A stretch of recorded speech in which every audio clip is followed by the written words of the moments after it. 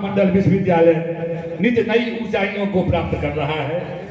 कोविड-19 को धट्टा बताकर निर्धारित विलंबित सत्र को नियमित करने में डॉक्टर रमन सर की भूमिका सदियों तक याद रखी जाएगी। तत्कालीन कुलपति महोदय माननीय प्रोफेसर डॉक्टर अवध किशोर राय साहब के साथ उनके कार्यकाल में अतिथि सहायक प्राध्यापकों के Brahma ji professor doctor RKP Raman साहब, आपसे प्रार्थना करता हूं कि कृपया श्री कृष्णा विश्वविद्यालय आपकी इच्छा सर को अपने आशीर्वाद वचनों से संबोधित करें। ये तार तो वहां नहीं पहुंच पाएगी सर, अगर कुलपति महोदय यहाँ पहुंच जाए कृपा होगी।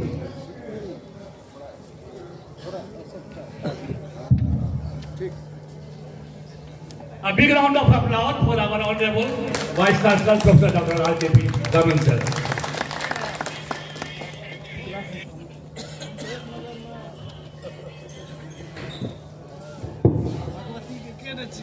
बहुत बहुत धन्यवाद अरुण बाबू, जो आप हमारे अतिथि शिक्षक हैं। मैं तो सोच रहा था कि हमको इसके बाद अभी और कुछ देर बैठना है, उसके बाद समय मिलेगा, लेकिन आप बहुत लोगों को छोड़ दिए, इसके लिए आपको बधाई और धन्यवाद भी। मैं आज सर्वप्रथम 74वें गणतंत्र दिवस के शुभ अवसर पर अपने उपस्थित सभी महानुभावों को शुभकामना देता हूं, बधाई देता हूं। हम लोग आज जानते हैं कि आज इस 74वां गणतंत्र दिवस के अवसर पर माँ सरस्वती की पूजा भी है, और जैसा कि उदयानंद कॉलेज के हमारे सेक्रेटरी हैं और हम लोग जानते हैं उदयानंद बाबू एक कवि रहे हैं, उसी प्रकार से आज सूर्यकांत त्रिपाठी निराला का जन्मदिन भी है। तो मैं उन दोनों को माँ सरस्वती के चरणों में मैं नमन करता हूँ, और सूर्यकांत त्रिपाठी निराला जी जो सरस्वती पुत्र हैं, उनके प्रति भी मैं आज अपना श्रद्धा सुमन अर्पित करता हूँ। मंच पर आसीन अभी हमारे माननीय पूर्व कुलपति, अभी मैं सुन रहा था सभी लोग कह रहे थे पूर्व कुलपति आदरणीय अवध बाबू, लेकिन मैं कहूँगा ये पूर्व कुलपति नहीं, ये हमारे कुलपति हैं। क्योंकि जब मैं था शिक्षक के रूप में, जब मैं था पदाधिकारी के रूप में, तो ये हमारे कुलपति रहा करते थे। और जब मैं कोई भी संचिका लेके जाता था तो हमेशा ही कहते थे कि जब तुम कुलपति बन जाएगा तो कितना करेगा, खाली सब संचिका पर तुम आदेश ही लेता है। हम कहे कि सर जब तक आप आदेश नहीं देंगे हम काम नहीं करेंगे, आपको आदेश देना होगा। तो इतना ठोका दस्तखत कर देते थे, तब हम संतुष्ट हो जाते थे और पुनः हम उसी ऊर्जा के साथ काम करते थे। ऐसे हमारे ये कुलपति महोदय हैं। और अभी कुल सचिव कपिल देव बाबू, आप लोगों को कहा, इनको भी हम लोग पूर्व कुल सचिव कह रहे हैं, लेकिन मैं पूर्व कुल सचिव क्यों कहूँ, जब मैं यही मेरा योगदान लिए थे, जब मैं कुलपति बन के आया, योगदान इन्हीं के यहाँ मैंने किया था।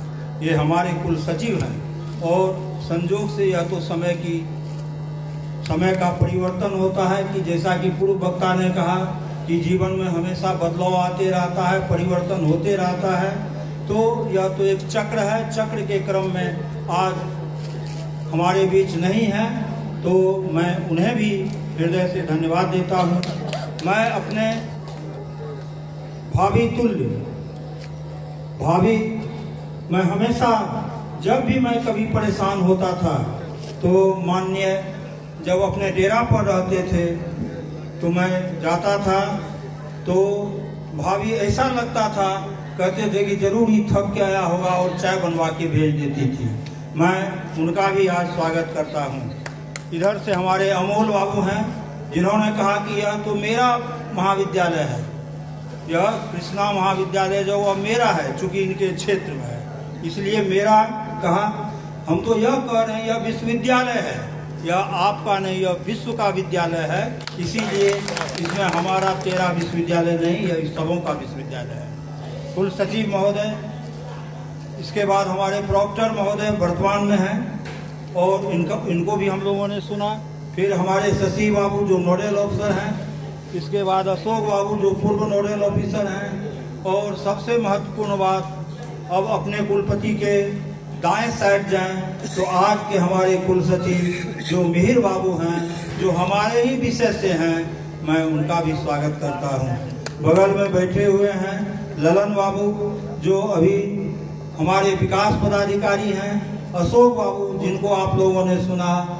ठीक, हम लोग जब कभी कभार अशोक बाबू को देखते हैं, ऑफिस जब आते हैं, जब अशोक बाबू पर नजर पड़ता है तो मैं जरूर सोचता हूं कि माधवेंद्र राव पीछे हों। जब माधवेंद्र राव आते हैं, मान लिया जाए हमारे सामने पहले, तो मैं सोचता हूं अशोक बाबू जरूर पीछे होंगे। कभी कभार तो मैं पूछ भी दिया कि यदि माधवेंद्र राव आए तो मैं पूछ दिया अशोक बाबू कहाँ थे, तो बताते थे कि हाँ बगल में है, आ रहे एक आदमी मिल गए। जब हमारे अशोक बाबू आते थे प्रिंसिपल साहब, तो हम पूछते थे माधवेंद्र राव को कहाँ छोड़ दिए, बोले वो भी यहाँ बरंडा पर है, आ ही रहे हैं। तो ऐसे द्वय व्यक्ति जो हमारे प्रेरणा के लिए हैं, हमारे समाज के अग्रणी हैं, आज हमारे बीच बैठे हैं। बगल में सुधांशु जी हैं, फिर हमारे रमन बाबू हैं। अभी हम कुलपति महोदय को कहना चाह रहे थे, सर हमसे पूछे कि उनका नाम थोड़ा सा भूल गए। हम कहे कि रमन बाबू नाम है। हमको यह कहने का मन हुआ, कहा नहीं मैंने, कहा कि सर हमारे नाम का खाली ख्याल रखो, अपने का नाम याद है। तो संजोग से आज हमारे बीच हैं। फिर हमारे विमल राव हैं, जवाहर राव जो अभी केपी कॉलेज के प्रधानाचार्य हैं, रायसर जी, और मैं हमारे लक्ष्मीनाथ गोसाई कॉलेज के प्रधानाचार्य हैं और संस्थापक भी हैं। बगल में शंकर जी, राहुल बाबू, रंजन जी, हमारे परमार साहब हैं जो हम लोग जान रहे हैं कि मीडिया के कर्मी हैं, और हम लोग जानते हैं कि मीडिया आजकल कितना महत्वपूर्ण होता है। आप अच्छा भी काम करिए और मीडिया यदि बिगड़ जाए तो आप समझ लीजिए आपका खैर नहीं। कल पेपर में आप बोलिए कुछ, कल पेपर में आ जाएगा कुछ और आप पड़ जाइएगा परेशान। इसीलिए मैं इनको हृदय से नमन करता हूं कि कम से कम आप सही तस्वीर को रखिएगा। आगे में हमारे शंभू बाबू हैं, वीरेंद्र बाबू हैं और हमारे सभी गण्यमान व्यक्ति हैं। इसके अलावे प्रसाद में हमारे जितने लोग उपस्थित हैं सभी हमारे लिए गण्यमान हैं और आज इस विश्वविद्यालय के सभी अग्रदूत हैं। जैसा कि हमारे प्रधानाचार्य माधवेंद्र बाबू ने कहा कि हमको तो लग ही ना रहा था तभी जब मैं इनको सुन रहा था कि कौन इसके असली संस्थापक हैं। सब तो संस्थापक ही लग रहे थे, इसीलिए हमको ऐसा विराट व्यक्तित्व लगा कि अब ये अपने आप को कभी संस्थापक माने ही नहीं। वे तो कहे ये हमारे संस्थापक हैं, सबको संस्थापक ही कह रहे थे। तो बाद में मैंने निष्कर्ष निकाला यह इनका नहीं सबों का यह है, इसीलिए इन्होंने कृष्णा विश्वविद्यालय इसका नाम रखा। मैं एक प्रसंग बता दूं, महाभारत, कृष्ण भगवान का नाम सब लोग जानते हैं। महाभारत का युद्ध समाप्त हो गया और युद्ध में कौन जीता? कौरव की पांडव। महाभारत के युद्ध में पांडव जीता था कि कौरव? पांडव जीता था। तो पांडव सब जीत गए, वो पांचों भाई आपस में लड़ने लगे। अब युधिष्ठिर कहते थे कि मैं यदि धर्म पर नहीं रहता तो तुम लोगों की जीत नहीं होती। फिर भीम कहते थे मेरा गदा नहीं होता तो आप नहीं जीतते। उसके बाद अर्जुन कहते थे कि मेरा बाण यदि नहीं रहता तो आप शायद नहीं जीत सकते। उधर नकुल सहदेव बेचारे कहते थे कि मैं ही तो आपका बाण ला दिया था, हम यदि युद्ध के स्थल पर आपके तीर कमान को नहीं संभालते तो आप कैसे जीतते। इसीलिए जीत हम दोनों भाई की है, आप तीनों का नहीं है। और कृष्ण भगवान सब चीज सुन रहे थे। तब कृष्ण भगवान कहे कि चलिए अभी भीष्म पितामह तो मरे नहीं है, वे तीर के सज्जा पर हैं, चलिए वहां पूछेंगे कि इस युद्ध में किनकी विजय हुई और इस युद्ध में किनके बदौलत लोग जीते। तब पांचों गए वहां और कृष्ण भगवान भी पीछे से गए। तब भीष्म पितामह से पूछा गया कि किनकी जीत हुई। तो भीष्म पितामह बेचारे बांध के सज्जा पर लेटे हुए थे और कहते हैं, इन लोगों ने पूछा, तात किनकी जीत हुई? हम लोग आपस में लड़ रहे हैं, आप तो बता सकते हैं, आप तो भीष्म पितामह हैं। उन्होंने कहा, इसमें जीत एक ही व्यक्ति की हुई है, वे हैं श्री कृष्ण। तब कृष्ण भगवान सुन रहे थे, पांचों भाई फिर लड़ गए। इनकी जीत क्या हुई? तो सारथी थे, ये तो केवल रथ चलाते थे। तब उन्होंने कहा, कराहते हुए भीष्म पितामह ने कहा, यदि ये सारथी नहीं होते तुम लोगों की विजय नहीं होती। और तब उन्होंने कई प्रसंग उन लोगों को बताए मरणासन अवस्था में कि वहां पर यदि ये ऐसा नहीं करते तो तुम जीत नहीं सकता था। तो वे सारथी थे कृष्ण भगवान, जिसके चलते हुए महाभारत जीते। और आज हमारे सारथी, इस महाविद्यालय के सारथी ऐसे महान व्यक्ति बने हैं कि निश्चित रूप से हमारी जीत होगी। और यह विश्वविद्यालय हमारे ग्रामीण परिवेश को शहरी परिवेश में परिवर्तित करेगा। अभी हमारे कह रहे थे प्रॉक्टर साहब, यह उम्दा किशनगंज होगा। मैं तो कहूँगा यह उम्दा किशनगंज जब भी हो, यह तो उत्तम किशनगंज बन ही गया है। इसीलिए जहाँ विश्वविद्यालय हो वहाँ फिर उसकी उत्तमता पर कहाँ प्रश्न चिन्ह है। और संयोग से यह कृष्णा विश्वविद्यालय डीम्ड यूनिवर्सिटी है। डीम्ड यूनिवर्सिटी का मतलब यह होता है कि जहाँ नामांकन से एग्जामिनेशन और परीक्षा फल प्रकाशन तक का दायित्व सारा उसी यूनिवर्सिटी का होता है। उसे बीएन मंडल पर आश्रित नहीं होना पड़ेगा। जैसे अभी हमारे यहाँ 14 कंस्टिट्यूएंट कॉलेज और 14 कंस्टिट्यूएंट कॉलेज हैं, 17 एफिलिएटेड कॉलेज हैं। सभी को रिजल्ट के लिए आना पड़ता है विश्वविद्यालय, और हम लोग रिजल्ट देते हैं। तो अब ये ऐसा काम किए हैं हमारे माधवेंद्र बाबू कि अब रिजल्ट के लिए इनको बीएन मंडल विश्वविद्यालय का चक्कर नहीं लगाना पड़ेगा। यहाँ के ही छात्र यहाँ नामांकन लेंगे, यही शिक्षक यहाँ इनको पढ़ाएंगे। नामांकन, पढ़ाई, मूल्यांकन, एग्जामिनेशन एंड परीक्षा फल प्रकाशन सारा दायित्व होगा इस विश्वविद्यालय का। और यहाँ पर जो अभी भी हमारा सत्र विलंब चल रहा है, अभी हमारे माननीय कुलपति महोदय आदरणीय राय साहब पूछ रहे थे, रमन जी लगता है चूंकि ये अभी 11 आदमी का सिलेक्शन कमेटी है जो अभी परीक्षा कैसे नियमित हो बिहार में, उसमें हमारे माननीय सदस्य हैं। संजोग से यह गौरव हम लोगों को प्राप्त है कि हमारे ही विश्वविद्यालय के कुलपति रहे हुए जो आज सत्र नियमितीकरण के लिए एक मेंबर हैं और प्रखर मेंबर हैं और सबसे सबल मेंबर हैं। इन्होंने कहा कि हम लोगों को वहाँ गए थे और मीटिंग में, तो आप लोगों का सत्र तो लगभग ठीक है। तो मैंने कहा कि सर हम लोग ग्रेजुएशन स्तर पर तो लगभग ठीक नहीं, लगभग ठीक ही हो गए हैं। और 23 में सारी परीक्षाएं, 23 की सारी परीक्षाएं 23 में होगी, यह इतना निश्चित सत्य है। पीजी स्तर में थोड़ा सा विलम्ब है, लेकिन वो अभी जून जुलाई तक में हम अप टू डेट कर लेंगे। तो बहुत प्रसन्न हुए, बोले कि नहीं, और जहाँ जिनके कुलपति रहे हुए हैं अवध बाबू, तो वहाँ का सत्र विलम्ब होने का सवाल कहाँ है।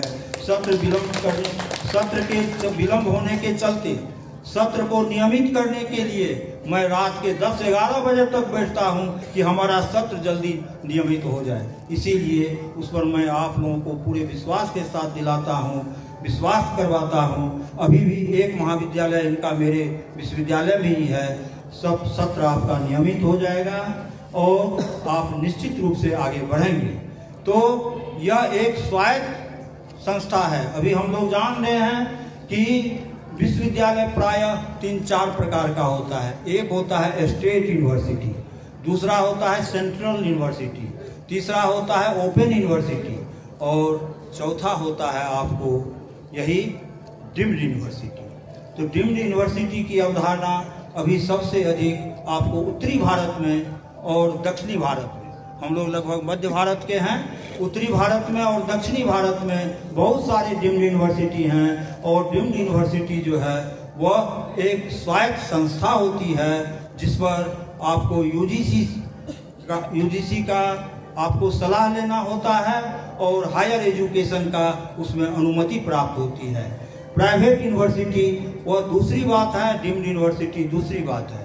प्राइवेट यूनिवर्सिटी के लिए हर काम के लिए यूजीसी से उनको सलाह लेना होता है, उनसे प्रस्ताव लेना होता है, उनसे जानना होता है, जबकि डीम्ड यूनिवर्सिटी जो है वह केवल सलाह लेकर हायर एजुकेशन के परमिशन से सारा काम स्वायत्ततापूर्वक, स्वतंत्रतापूर्वक अपने से करता है। इसीलिए यह एक महान यूनिवर्सिटी है। मैं कहूँ यह विश्वविद्यालय महात्मा गांधी के सपना को साकार करेगा। मैं तो यह कह रहा हूँ, अभी सभी लोग बोले कि माधवेंद्र बाबू मदन मोहन मालवीय जैसा लगते हैं। मैं तो कहूँगा अब इनको कौन सा उपाधि दूं जो सटीक होगा। महात्मा गांधी को हम लोग जानते हैं, उनका कहना था किसी भी देश का विकास, किसी भी समाज का विकास, किसी भी जिला का विकास, किसी भी कस्बा का विकास तब होगा जब वहाँ के गांव का विकास होगा।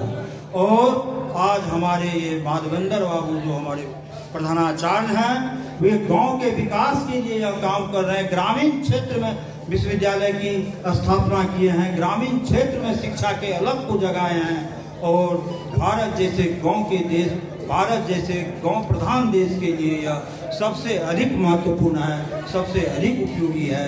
इसीलिए इनकी कितनों ही प्रशंसा की जाए, कितनों ही इनके बारे में कहा जाए वह कम है। जहाँ तक सहयोग की बात है तो हम लोग तहे दिल से जैसा भी होगा, जैसी परिस्थिति आएगी, हमेशा हम लोग उनके पीछे खड़ा रहेंगे। अभी जब मैं आ रहा था, अशोक बाबू से हमको भेंट हुई 26 जनवरी में शिक्षक संघ के झंडोत्तोलन में, तो हमसे पूछे कि वहाँ जाना भी है। हम कहा जाएंगे, आपके पीछे पीछे जाएंगे, आप जाइएगा आगे, हम आपके पीछे धर लेंगे, हमको कहीं पूछना भी नहीं पड़ेगा। कहते नहीं आपको आगे आगे जाना, हम पीछे पीछे जाएंगे। हम कहे नहीं, आपके पीछे हम रहेंगे, आप आगे आगे गाड़ी ले जाइएगा, हम पीछे से आएंगे, हमको कहीं रुकने की भी जरूरत नहीं पड़ेगी। और वही हम किए, यद्यपि बहुत बार रोके भी, लेकिन हम पीछे धरे ही रहे और तब हम बिना कहीं किन्हीं से पूछे यहाँ पहुँच गए। तो इसीलिए हम कह रहे हैं कि ये लोग एक सिक्का के दो पहलू हैं, हमेशा एक साथ रहते हैं और महात्मा गांधी के सपना को साकार करने में जैसे ही लगे हैं, हमें विश्वास है कि अशोक बाबू भी आज न कल उस सपना को साकार करेंगे। अकेला रह ही नहीं सकते हैं। यदि यह कृष्णा विश्वविद्यालय प्रकाश अंतर्राष्ट्रीय क्षितिज पर अपना नाम कर भी ले, इनको अपने संतोष नहीं होगा। वो उनको हमेशा कहेंगे कि आप भी यहाँ खोलिए, हमको अकेले अच्छा नहीं लगता है, हमको जो विश्वास है। इसीलिए मैं कहूँगा कि आप बहुत ही सफल काम किए हैं, सशक्त काम किए हैं, मजबूत काम किए हैं और खास करके ग्रामीण परिवेश के लिए इतना महत्वपूर्ण काम, इतना सटीक काम। और आप सारथी भी ऐसे चुने हैं जो जिस नाम पर आपका यह महाविद्यालय है उसी नाम के अनुरूप अवध किशोर, तो उनको चुने हैं जो अवध भी हैं, किशोर भी हैं, यानी राम और कृष्ण दोनों के वे रूप हैं। इसीलिए उनको आप चयन किए हैं। और महाभारत की कथा आप लोगों को बता ही दिए कि केवल महाभारत में जीत पांडव की इसलिए हुई क्योंकि उनके सारथी थे कृष्ण भगवान। इसीलिए वैसे सारथी का आप चयन किए हैं, निश्चित रूप से आपकी विजय होगी और इस ग्रामीण परिवेश का उद्धार होगा और यह ग्रामीण परिवेश में शिक्षा की लौ जलेगी। इन्हीं चंद शब्दों के साथ समय इजाज़त नहीं देता। मैं आपके लिए दो शब्द लिख कर आया हूँ, थोड़ा सा तुरंत मैं बोल देता हूँ। यह शेर है, एक तरह का कहा जाए। उसका प्रथम पंक्ति है, काम करो ऐसा कि पहचान बन जाए, काम करो ऐसा कि पहचान बन जाए, हर कदम चलो ऐसा कि निशान बन जाए, हर कदम चलो ऐसा कि निशान बन जाए। आप प्रत्येक कदम ऐसा चल रहे हैं जिसका निशान ही हो जाता है। पहले आप यूबीके कॉलेज करमबाग खोले, आज कृष्णा विश्वविद्यालय खोल दिए। कॉलेज से विश्वविद्यालय तक का सफर आप इतने कम दिनों में, इतने कम वर्षों में प्राप्त किए, यह साधारण बात नहीं है। ये जिंदगी तो सब जी लेते हैं, ये जिंदगी तो सब जी लेते हैं, पर जिंदगी ऐसे जियो कि वह मिसाल बन जाए। वह मिसाल बन जाए। इन्हीं शब्दों के साथ मैं माधवेंद्र बाबू को बहुत बहुत शुभकामना देता हूँ।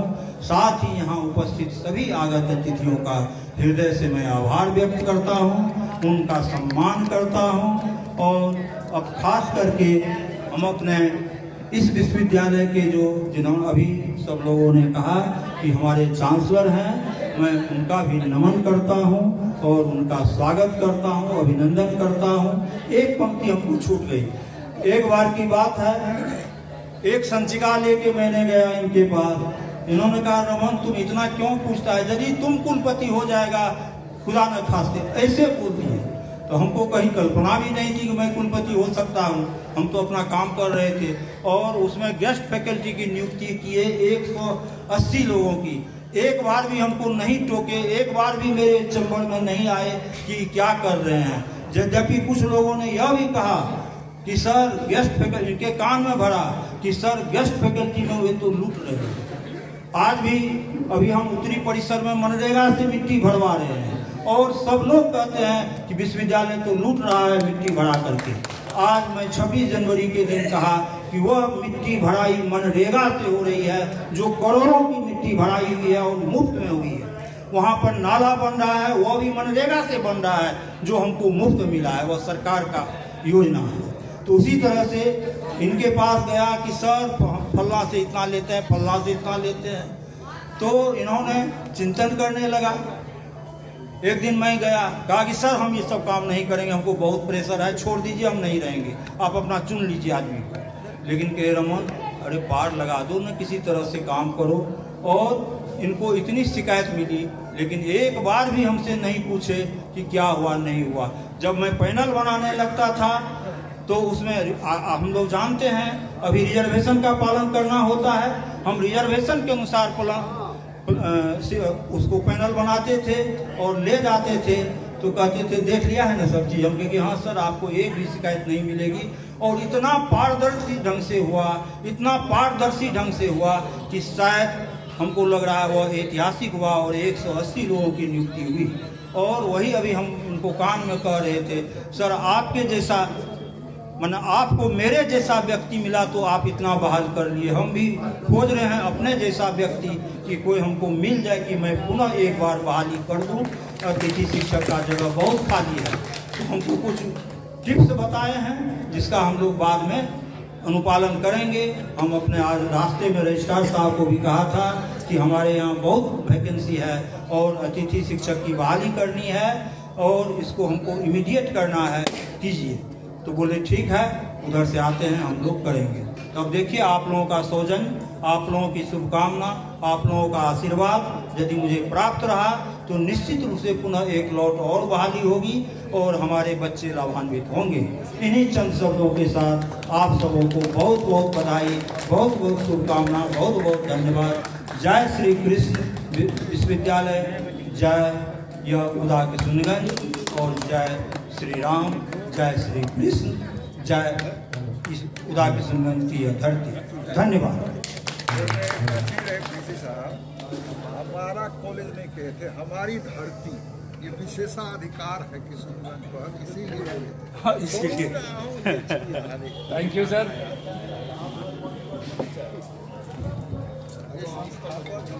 Thank you our honourable vice chancellor. और आभार आपका कि आपने मेरे उस विश्वास पे आज मुहर लगा दी।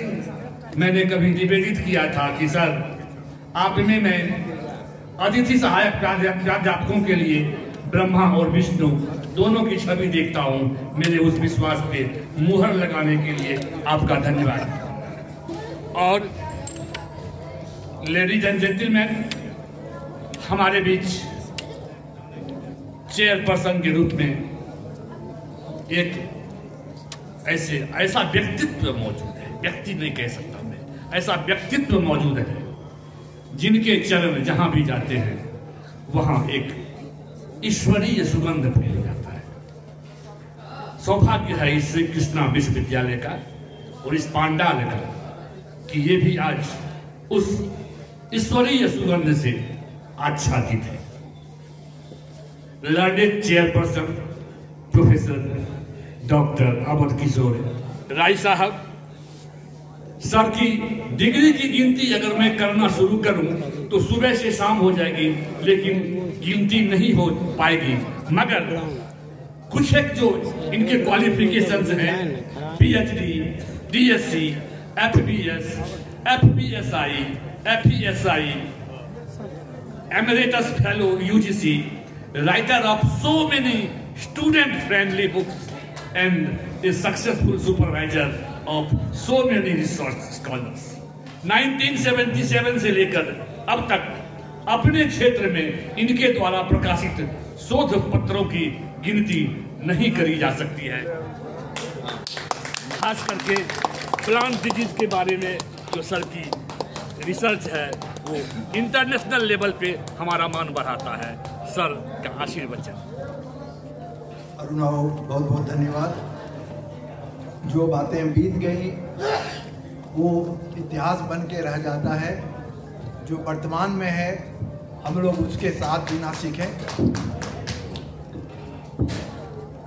काफ़ी देर से मैं इंतजार कर रहा था और इतने देर तक सारे लोग यहाँ उपस्थित हैं। मैं सभी को इस तरफ शुरुआत होता है, राहुल जी हैं, रंजन जी हैं, शंकर जी हैं और सारे सभी लोगों को मैं जान रहा हूँ। और इधर हमारे माननीय कुलपति महोदय हैं जिन्होंने अभी आपके सामने अपने वक्तव्य को रखा।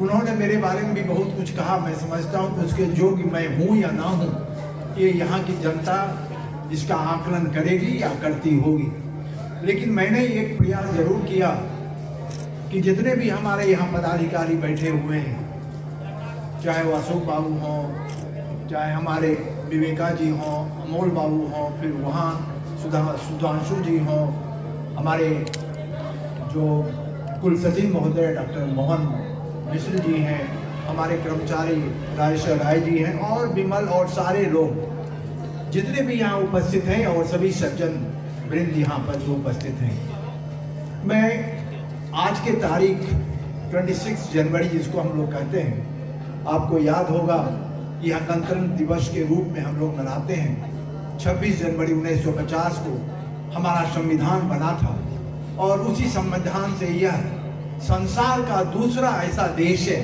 जिसमें जनसंख्या इसकी 140 करोड़ है और सिर्फ एक ही संविधान है जिससे पूरे ये 140 करोड़ की जनता उस संविधान के साथ चलती है। उसी संविधान के साथ जो है हमारा सारा जितना भी एडमिनिस्ट्रेशन है सभी चीज उसी पर डिपेंड करता है और इसलिए आज के दिन को हम गौरव के साथ मनाते हैं। ये गणतंत्र दिवस के उपलक्ष्य पर जितने पदाधिकारी विश्वविद्यालय के हैं और जितने भी महानुभाव यहाँ उपस्थित हैं सभी को ढेर सारी शुभकामनाएं और बधाई। साथ साथ आज सरस्वती पूजा भी है और आप जानते हैं सरस्वती पूजा जो कि विद्या के प्रतीक है और उनका आशीर्वाद सभी को चाहिए, हमको भी चाहिए, आपको भी चाहिए और आने वाले जनरेशन को भी चाहिए। तभी विद्या शिक्षा के साथ जुड़ेगा और एक सुसंस्कृत नागरिक हमारे संविधान के साथ जुड़ पाएगा। इसलिए मैं आज सरस्वती पूजा का भी आप लोगों को बधाई देता हूँ, धन्यवाद देता हूँ। मैं काफी देर से काफी बातों को ध्यान से सुन रहा था। मैं समझ रहा था कि मैं अंतिम वक्ता होऊंगा। संजोग की बात है कि जब मैं यहाँ कुलपति के रूप में काम कर रहा था तो कई विश्वविद्यालय को बनाने का मुझे मौका मिला as a chairman of the committee. और ये सारे विश्वविद्यालय अभी बिहार में कुछ का नाम मैं बता सकता हूँ, जैसे माता गुजरी है, जैसे एक विश्वविद्यालय आपको मधुबनी में है, एक विश्वविद्यालय अम्हारा में है और एक विश्वविद्यालय और है और 2 विश्वविद्यालय ऐसे थे जिनका मेरे कार्यकाल में उसका सुपरविजन नहीं हो पाया।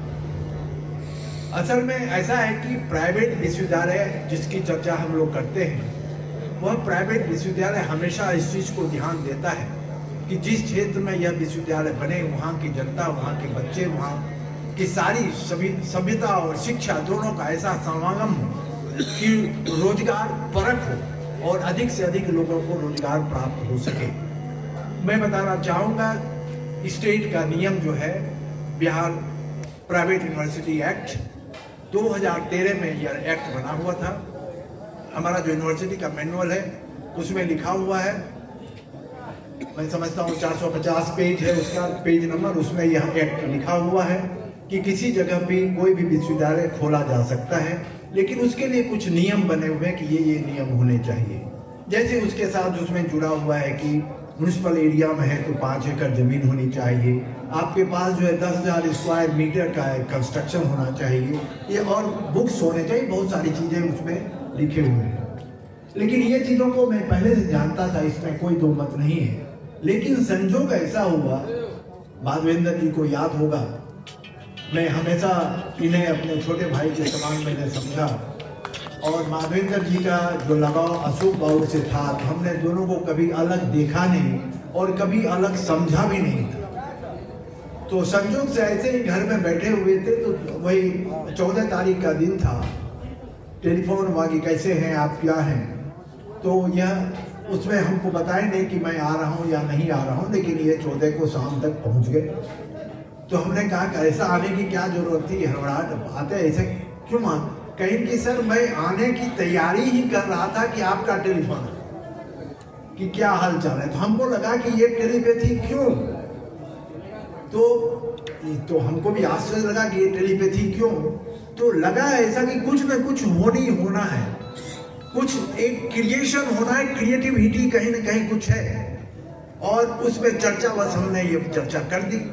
और देखिए आज उसी का मूर्त रूप यहाँ पर है, हम लोग यहाँ पर सभी हाजिर हैं, और श्री कृष्ण विश्वविद्यालय उदाकिशनगंज में स्थापना का शुरुआत हो चुका है।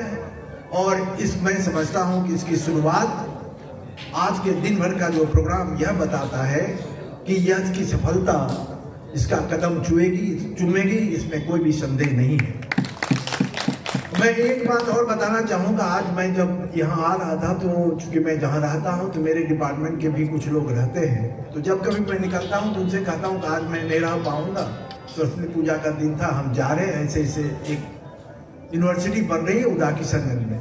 उदाकिशनगंज को लोग सिर्फ इसलिए जानता है हमारे भागलपुर यूनिवर्सिटी में कि उदाकिशनगंज का हरिहर शाह कॉलेज ये भागलपुर यूनिवर्सिटी में था और नजदीक था, तो लोग जानते थे इसको। तो वहाँ क्या बनेगा कॉलेज, वहाँ यूनिवर्सिटी, सॉरी वहाँ विश्वविद्यालय क्या बन पाएगा। तो हमने कहा क्यों नहीं बन पाए, तो बड़ी छोटी जगह है। तो मुझे एक बात याद आ गई जिसको हम आप लोगों के साथ शेयर करना चाहेंगे। मैं तुरंत उनको कहा कि आपको 5वीं सदी का याद है? बोला क्या? हम के नालंदा यूनिवर्सिटी कब बनी थी? 5वीं सदी में। विक्रमशिला यूनिवर्सिटी कब बनी थी? 8वीं सदी में। और 5 और 12 के बीच में यह दोनों विश्वविद्यालय पूरी संसार में विख्यात हुआ। और ये विश्वविद्यालय उसी जगह बना जहां पर कि कोई कम्युनिकेशन नहीं था, शहर से वो काफी दूर था। जैसे भागलपुर से विक्रमशिला करीबन 50 किलोमीटर दूर है, गंगा के किनारे, आज भी वहाँ आबादी नहीं है। और नालंदा का भी पटना से 95 किलोमीटर से दूर है, वहाँ उस समय क्या आबादी रही होगी आप कल्पना कर सकते हैं। मैं 5 से लेकर 12 सदी की बात कर रहा हूँ। और वह यूनिवर्सिटी जीवित था, लेकिन कुछ इतिहास में कुछ घटना ऐसी घटी, बख्तियार खिलजी का वो समय आया और वो सारी चीज नष्ट हो गए। लेकिन आज भी पूरे संसार में विश्व विख्यात विश्वविद्यालय के नाम से अभी भी जाना जाता है विक्रमशिला। तक्षशिला तो उसके पहले का था, जो आज के दिनों में भारतवर्ष में नहीं है, लेकिन नालंदा और विक्रमशिला को आज सब पूरे संसार के लोग जानते हैं।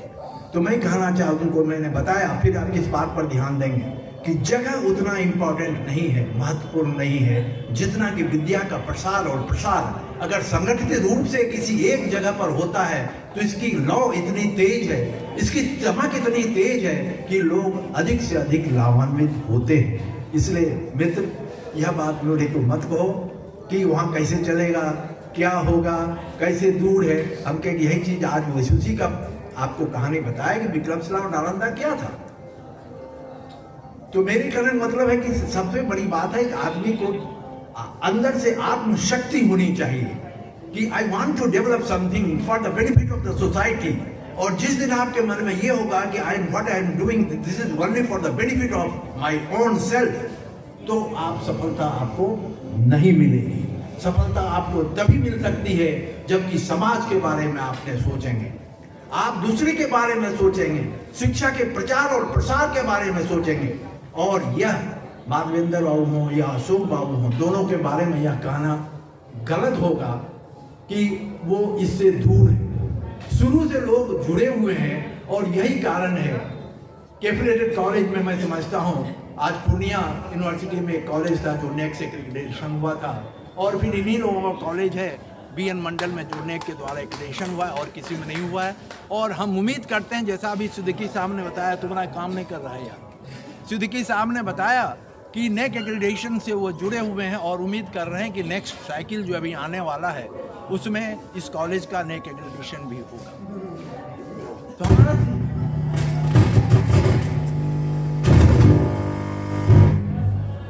Hello hello hello hello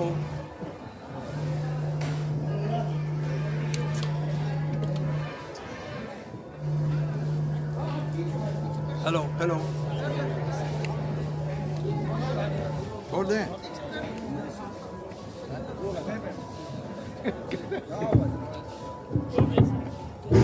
yes, हो गया ठीक। तो मैं बता रहा था कि नेक एक्रेडिटेशन के बारे में बता रहा था कि मुझे भी मौका मिला, मैं कोई बहुत सारे विश्वविद्यालय का नेक एक्रेडिटेशन में एज ए चेयरमैन मैंने काम किया था जब मैं यहाँ बीएन मंडल में कुलपति के पद पर आसीन था। तो आई नो कि NAAC accreditation why it is important. अब आपको देखिए, नेक एक्रेडिटेशन होने से किसी भी कॉलेज, किसी भी संस्था का बिल्कुल ओपन हो जाता है to get the different kind of grants from the different places, और मिलते हैं उसके। इसलिए नेक एक्रेडिटेशन किसी भी कॉलेज के लिए, महाविद्यालय के लिए बहुत जरूरी है। मैं अब आता हूँ नए विश्वविद्यालय की, जो इसकी चर्चा में जिसके लिए हम लोग यहाँ पर उपस्थित हुए हैं। मैं माधवेंद्र राव से भी कहना चाहूँगा कि आप इसकी प्रक्रिया को देखिए। चीज़ें शुरू हम लोग किए हुए हैं तो इसको अंत भी करना ही चाहिए, और इसके लिए हम लोगों का प्रयास जब तक नहीं रहेगा, हम लोगों का मतलब सिर्फ माधवेंद्र और अशोक बाबू से ही नहीं है, बल्कि पूरे बीएन मंडल यूनिवर्सिटी में जितने भी कॉलेजेज आते हैं और जितनी भी लंबी दूरी तक बीएन मंडल यानी मधेपुरा डिस्ट्रिक्ट है, सभी जनता से भी मेरा अनुरोध है, सभी जितने भी कार्य कर रहे हैं, सर्विस होल्डर हैं, जो सर्विस कर रहे हैं, जो बिजनेस कर रहे हैं, सभी को सहयोग देना चाहिए इस विश्वविद्यालय को बनाने के लिए, जिससे यह सुदूर नेग्लेक्टेड एरिया जिसको कहता है, लोग समझता है कि किशनगंज बहुत छोटी सी जगह है, और वह अपने आप को विक्रमशिला के रूप में प्रगति कर पाए, विक्रमशिला के रूप में रूपांतरित कर पाए इस विश्वविद्यालय को। मैं ऐसे विश्वविद्यालय की कल्पना करता हूँ।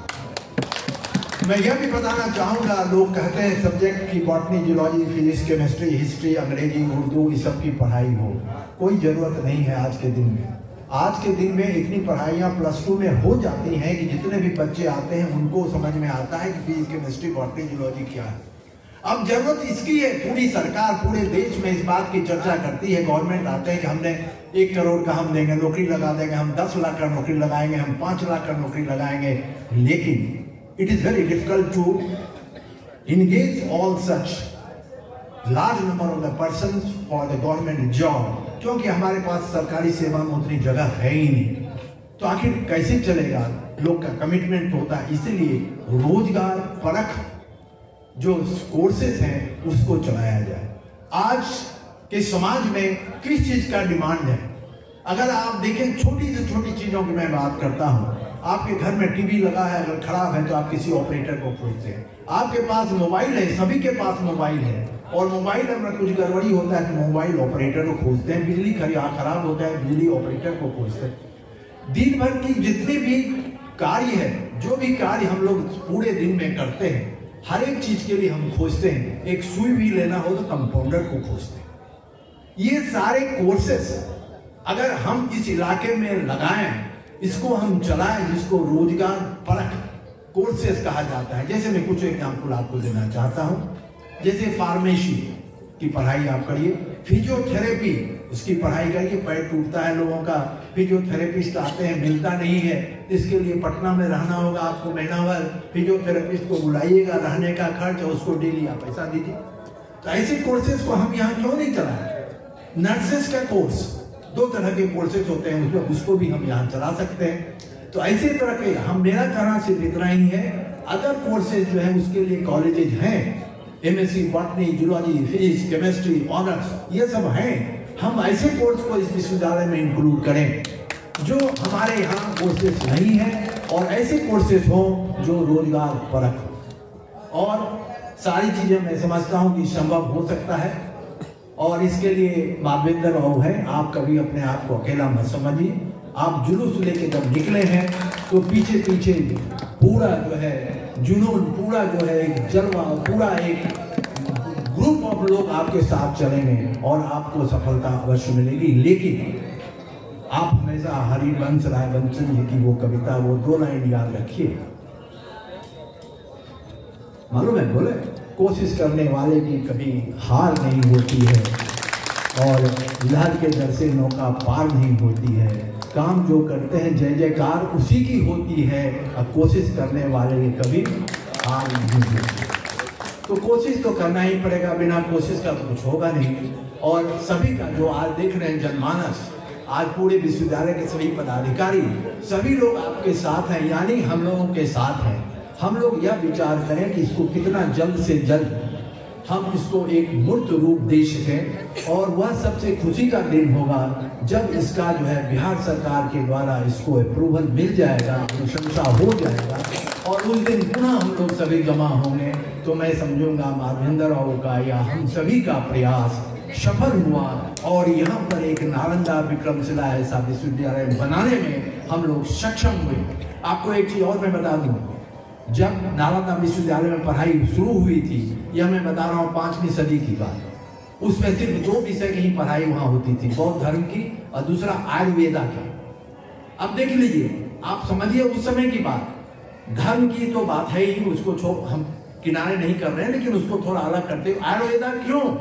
आयुर्वेदा इसलिए कि लोगों का जो स्वास्थ्य बढ़ जाए, यानी स्वस्थ रहे लोग, उसकी सेवा हो, उसकी चिकित्सा हो, तो कैसे होगी? 5वीं सदी में इसकी पढ़ाई दिया, जो जनमानस से डायरेक्ट जुड़ा हुआ था उसकी पढ़ाई उसमें की गई। उसी तरह का हमारा कहना है कि हम वैसे ही रोजगार परक योजना को लें, वैसे ही पढ़ाई को हम लें, जिससे यहाँ की जनता, यहाँ के लोग उससे बेनिफिटेड हो सके। मेरी यही कामना है।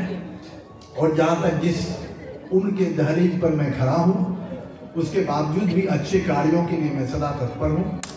मैंने कहा था, जब इन्होंने कहा कि सर हम आपको चांसलर बनाना चाहते हैं, हम कहीं नहीं, वो जरूरी नहीं है। जरूरी इस बात की है कि आप पहले इसका जो है बेस, जड़ को मजबूत करिए, कि जो रिक्वायरमेंट है, बेसिक रिक्वायरमेंट है, इसको हमको पूरा करना है। और उसके बाद जब ये सारे रिक्वायरमेंट पूरा होंगे, तो मैं समझता हूँ कि कोई ऐसा शक्ति नहीं है कि वही तुमने कहा कि कोशिश करने वाले कभी हार नहीं होती, कभी आपकी हार नहीं होगी। हम सभी जीतेंगे, और यहाँ की जनता भी देखेगी। 1 साल लगे, 2 साल की, एक विश्वविद्यालय का रूप यह बन गया। और ऐसे प्रेरणा स्रोत के नाम पर विश्वविद्यालय है श्री कृष्ण, जिसके बारे में बहुत लोगों ने कहा। इधर मैं थोड़ा 1 मिनट लेना चाहूँगा। मुझे मौका मिला श्रीमद् भगवद गीता को पढ़ने का मौका नहीं मिला था। आजकल इलेक्ट्रॉनिक माध्यम से वो भी सप्लाई हो रहा है, बुक इतना मोटा आता है। और जो अध्याय को 18 अध्याय में, जिस अध्याय को आप सुनना चाहिए, आप केवल उसको छुड़ा दीजिए और उसके बाद आप सुनते रहिए। स्पीकर वगैरह सब लगा हुआ रहता है, वो चलता रहता है। तो जब मैंने इसको सुना, कुछ अध्याय में सुना, तो एक प्रसंग मुझे याद आया कि अर्जुन रथ पर जो है उन्होंने बहुत भाषण देने लगा कि भाई ऐसे नहीं करेंगे, ये मेरा ये है, हमारा वो है, वो है, वो है। लास्ट में श्री कृष्ण जी ने यही कहा कि जितनी बातें तुम बोल रहे हो सारे चीज मेरे में ही समाहित है। तुम इधर और उधर किसको इंगित कर रहे हो, सारी चीज मेरे में ही समाहित है। हम ही एक ही हैं, हम ही सब कुछ है, हम ही बनाते हैं, और हमें जो कुछ हो रहा है सब वही हो रहा है। इसलिए माधवेंद्र बाबू, आप मन में इसी शक्ति से काम करिए कि हम अगर चाह रहे हैं कि बनना है तो बनना है, काम होना है तो होना है। मुझे एक और चीज़ याद आ गई, APJ अब्दुल कलाम जी का। उनका कहना था कि किसी चीज़ के लिए इंतजार मत करिए। इंतजार अगर आप करते रहेंगे तो कोशिश आपको वही हासिल होगा जो कोशिश करने वाले को जो मिल चुका है, उससे जो बचा है वही आपको इंतजार करने वाले को मिलेगा। उन्होंने कहा कि इंतजार करने वाले को वही मिलेगा जो कोशिश करने वाले छोड़ दिए हैं। तो इसीलिए अब इंतजार करने की जरूरत नहीं है। सभी लोगों का सहयोग आपके साथ है, हम भी आपके साथ हैं, और मैं समझता हूं कि अब आगे हम लोग बढ़ना चाहिए। और इसमें जो भी जरूरत होगी, नियम कानून कायदा एक्ट स्टैट्यूट सारी चीज को हम वही आपको करा देंगे। मेरे पास है, हम लेते भी आए हैं, आपको दे देंगे। आपके पास और लोग बाग होंगे, उनसे दिखवाइए और उसको आगे बढ़ाइए। मैं पुनः, क्योंकि मुझे कुछ घटनाएं याद आती, जब भी रमन साहब को हम देखते हैं तो मुझे बहुत सारी बातें याद आने लगती हैं। और इन्होंने बड़ा सही कहा कि इन्होंने मेरी मदद की उस समय गेस्ट फैकल्टी बहाल करने का। और मैं समझता हूँ भागलपुर के बाद पहला दूसरा विश्वविद्यालय ये था जिन्होंने 181 आदमी का बहाली गेस्ट फैकल्टी में किया। तो सारा काम यही करते थे। कुछ चर्चाएं भी हुई थी, जैसा उन्होंने बताया।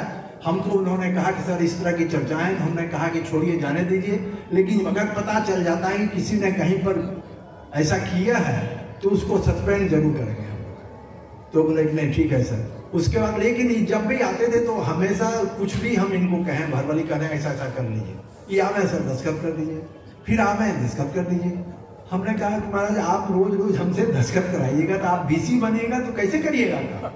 और एक बार नहीं, प्रधान प्रेजेंट कुल सचिव महोदय आपको बताएं, एक बार नहीं सैकड़ों बार हमने इनको कहा कि आप कुलपति बनाइएगा तो कैसे चलिएगा, कुलपति बनेगा तो कैसे चलाइएगा। और अल्टीमेटली कुलपति हो गए। ये सब प्रभु की कृपा थी। और मेरे बोली में लगता था कुछ ऐसा था जो कुलपति बन गए और आज विश्वविद्यालय को चला रहे हैं। इन्होंने कहा ठीक कहा। अभी पूरे स्टेट लेवल पर एक कमेटी बनी है, उसका मैं भी मेंबर हूँ। परीक्षाएं कैसे रेगुलाइज किया जाए सेशन को, वो मीटिंग खत्म हो गई। अब उसका रिपोर्ट आने वाला है, कल विधानसभा में सबमिट होगा। तो उसमें वहां जब हम लोग कर रहे थे तो वहां हमने देखा कि BN मंडल अभी जो है 1 नंबर पर तो नहीं, 2 नंबर पर जरूर होगा। यहाँ की परीक्षाएं सभी रेगुलर है, पटना को छोड़ के। पटना में इसलिए है कि पटना छोटी जगह है, उसके पास 4 या 5 कॉलेज तो हैं, उसके अलावा उनके पास एफिलिएटेड कॉलेज भी नहीं है। लेकिन BN मंडल का रूप समरूप अलग है, इसलिए यहाँ पर एग्जामिनेशन को रेगुलेट करना it is very difficult task, क्योंकि यहाँ पर प्राइवेट कॉलेजेस भी बहुत हैं जिसको एफिलिएटेड कॉलेज हम लोग कहते हैं। तो उस समय यही हुआ। तो आज सेशन भी करीब करीब रेगुलर है। तो ऐसे ही चर्चा हुई। तो अब मान ले जाए गेस्ट फैकल्टी इतना बहाल हुआ, सबको सैलरी भी मिल रहा है, लोगों को आश्चर्य हो रहा है इतना गेस्ट फैकल्टी आप बहाल कर लिए।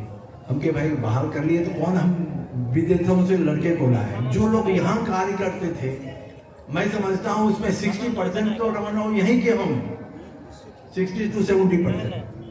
प्रमोशन हमने दिया, उसमें भी क्या गलती किया। सब भी लोग तो यहीं गिर, मेरा तो एक भी आदमी नहीं जिसको हमने प्रमोट किया। ये वो गलती से ललन कुमार अदरी जी को प्रमोट कर दिए। तू चले गए कोर्ट, एक आदमी कोर्ट से वो जीत गया है। पूरे लॉट में एक वो यही आदमी है ललन कुमार अदरी, जो कि मेरे साले से रिलेटेड हुए। मैं पब्लिकली बोल रहा हूँ, लेकिन लोगों को इसमें को रिलेट कर दिया कि गलत प्रमोशन दे दिया। तो हम जाइए कोर्ट से लड़िए, अपना फैसला करिए। अल्टीमेटली कोर्ट ने कहा कि नहीं, प्रमोशन इनका सही है। तो मेरे ख्याल है कि कोई भी काम करना हो तो ये बात निश्चित है, कहीं पर भी हम हो, आप हो, जो भी हो, काम जब कर रहे हैं तो आपको सुनना ही पड़ेगा। कुछ ऐसे भी लोग होंगे जो कहेंगे बहुत अच्छा, कुछ ऐसे भी लोग होंगे जो कहेंगे नहीं गड़बड़ कर रहा है। कहे कि उनका काम ही है ये कहना कि गड़बड़ कर रहा है। उनको दूसरा चीज मुझे नहीं करना, उनको ये काम ही करना। मैं अपने उम्र के अनुभव से बता रहा हूँ, उनका ये काम ही है सिर्फ की गड़बड़ हो चाहे नहीं हो, लेकिन बोलना है, वही उनकी पहचान है। तो ऐसे भी चलता है। लेकिन मैं समझता हूं कि आज का यह जो कार्यक्रम रहा, काफी समय बीत गया, बहुत फ्रूटफुल रहा आज का कार्यक्रम। सभी लोग इतने देर से यहाँ बैठे हुए हैं और मैं समझता हूं कि सबका सहयोग रहेगा तो जरूर यहाँ विश्वविद्यालय 1 साल के अंदर में पूरा होगा। और जहाँ तक कॉपरेशन की बात है, मांगने से भीख नहीं मिलता है, स्वेच्छा से लोग अपने आते हैं और देते हैं। जैसा कि कहा गया था, आपको याद होगा, आज ही के दिन 16 तारीख को शायद BHU का स्थापना हुआ था और यहाँ के जैसे बताया इन्होंने कि महाराजा दरभंगा के भी थे और काशी के नरेश भी थे। तो किसी ने कुछ मांगा नहीं, उन्होंने कभी मांगा नहीं, उन्होंने तो सिर्फ इतना ही कहा कि आप लोग जो कर सकते हैं विश्वविद्यालय को बनाने के लिए करिए। तो क्या क्या उन लोगों ने किया मालूम ही है। विश्वविद्यालय का पूरी जमीन जितनी है सब काशी नरेश ने दिया और सारी चीज कुछ दरभंगा नरेश ने दिया और लोगों ने जिसको जो हुआ उन्होंने दिया। तो मेरी कहना है कि हम जब एक अच्छे कार्य को लेके आगे बढ़ते हैं तो हमें मदद मिलेगी, इसी आशा के साथ हम लोग आगे बढ़ें। और पुनः मैं यहाँ जितने भी लोग बैठे हुए हैं और खास करके हम जवाहर बाबू भी मेरे बहुत खास रहे। मैं हमेशा उनको यह तो नहीं कहूँगा कि बच्चे के समान उनको समझा, लेकिन छोटे भाई से अधिक महत्व उनको हमने हमेशा दिया। और सभी लोगों को जितने भी हैं मैंने कोशिश किया कि प्यार करें सभी से और सभी को जो है कोई गिरभांस नहीं हो।